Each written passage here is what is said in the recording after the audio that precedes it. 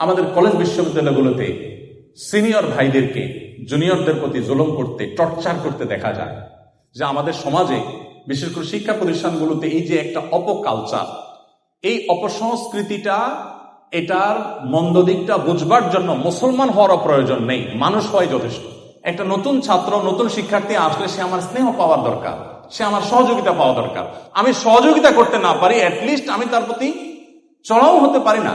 বেচারা আসছে নতুন মানুষ, সে দুর্বল, সে ইয়াং, সে আমার চেয়ে জুনিয়র, তো এখন তার উপরে চড়াও হওয়া, এটা তো কোনো ব্যাটাগিরি হলো না, এটা তো কাপুরুষতা, এটা তো নির্লজ্জতা, এটা তো পশুত্ব, এটা তো মানবিকতা নয়। এটুকু বোঝার জন্য মুসলমান হওয়ার প্রয়োজন নাই, মানুষ হওয়ার প্রয়োজন। যারা এই জাতির ভবিষ্যৎ, তারা যদি এরকম অমানুষ হয়, পশুও তো সাধারণত কোনো কারণ ছাড়া আরেকটা পশুর উপরে চড়াও হয় না। নবী করিম সাল্লাল্লাহু আলাইহি ওয়াসাল্লাম বলেছেন, মাল্লাম ইয়ারহাম সাগীরানা ওয়ালাম ইউকির কাবীরানা ফালাইসা মিন্না। যে ব্যক্তি ছোটদের প্রতি স্নেহ মমতা দেখাতে পারে না এবং বড়দেরকে যে রেসপেক্ট করতে পারে না, সে আমার উম্মত হতে পারে না।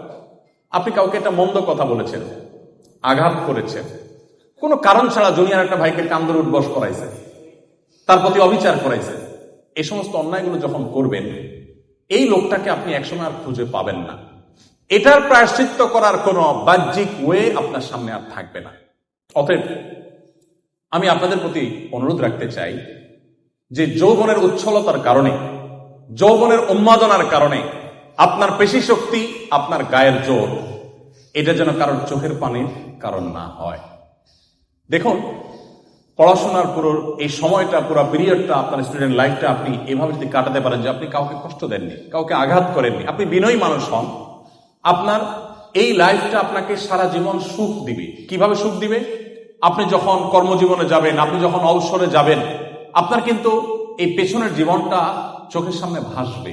তখন আপনার অনেক ভালো লাগা কাজ করবে যে আপনি ছোট ভাইদের হেল্প করেছেন, কারোর ক্ষতি করেননি পারতপক্ষে। আর এর বিপরীতে আপনি যদি মন্দ কাজ করে থাকেন, এখন হয়তো সাময়িক পৈশাচিক আনন্দ আপনি পাবেন, কিন্তু আপনি লিখে রাখেন ডায়েরিতে, আজ হোক আর 10 বছর পর হোক, আপনার এক সময় উপলব্ধি জাগ্রত হবে যে আমি এত খারাপ কাজ করেছি, ওই ছেলেটাকে ওই দিন অন্যায় করেছি, ওই মেয়েটার প্রতি ওই দিন জুলুম করেছি, সে হয়তো কিছু বলতে পারেনি, সে নিভৃতে চোখের পানি ফেলেছে।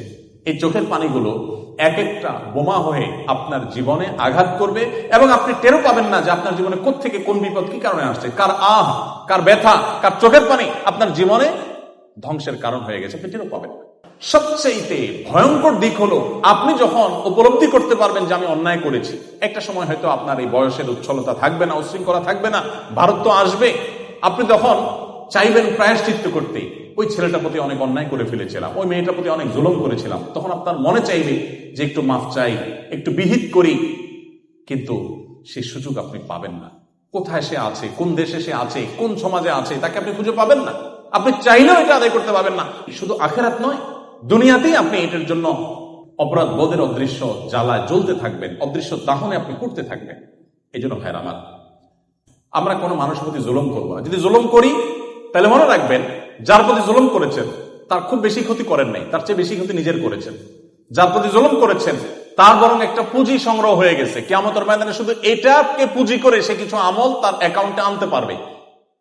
এই জন্য নবী করিম সাল্লাল্লাহু আলাইহি ওয়াসাল্লাম বলেছেন, সেদিন আসার আগেই তোমরা পরস্পরের এই পাওনাগুলো, অধিকারগুলো যেগুলো নষ্ট করেছো, কারোর ইজ্জত নষ্ট করেছো, কাউকে কান্দর উঠবস করিয়েছো, কাউকে অন্যায় ভাবে কোনো আচরণ করেছো, টর্চার করেছো, ফিজিক্যাল অ্যাটাক করেছো, ছোট হওয়ার কারণে তার প্রতি অন্যায় করেছো, যে যার প্রতি করেছো, এগুলো আল্লাহর কাছে আসার আগে, মৃত্যু আসার আগে নিজেদের মধ্যে এগুলোর দফারফা করে নাও, এগুলোর বিহিত করে নাও, এগুলো সবগুলো রিকভার করে নাও, মাপ চেয়ে নাও, যাতে করে কিয়ামতের ময়দানে আর তোমাকে এটার জন্য কোনো শাস্তির মুখোমুখি হতে না হয়। এই জন্য মানুষের অধিকারের ব্যাপারে আপনাদেরকে আমি বলবো, সচেতন হই আমরা। আমাদের বাংলাদেশে যত নামাজি মানুষ আছে, এত মানুষের অধিকার সম্পর্কে সচেতন মানুষ নেই। আমরাই হাদিস পড়ি, আল মুসলিমু মান সালিম আল মুসলিমুনা মিন লিসানিহি ওয়া ইয়াদিহি। সমাজের অন্যান্য মুসলমানরা যার হাত মুখ তারা নিরাপদ থাকে, তার আচরণ দ্বারা, তার কাজ দ্বারা কারো কষ্ট হয় না, কারোর অধিকার খর্ব হয় না, সেই হলো প্রকৃত মুসলমান। আমরা হাদিসটা পড়ি কিন্তু আমল করি না। এই জন্য আমি আপনাদেরকে বলতে চাই যে আসুন, আপনি আদর্শ মুসলমান হতে হলে মানবাধিকারের ব্যাপার, অর্থাৎ মানুষের অধিকারের ব্যাপারে, সেটা সমস্ত মানুষ, অমুসলিম, জুনিয়র, সিনিয়র, টিচার, আমার বাবা মা, আমার স্ত্রী, আমার সন্তান, আমার পরিবারের সদস্য, প্রতিবেশী, রিক্সাওয়ালা, সাধারণ মানুষ, এমনকি অন্য ধর্মাবলম্বী সবার অধিকারের উপরে আমাদেরকে সচেতন থাকতে হবে।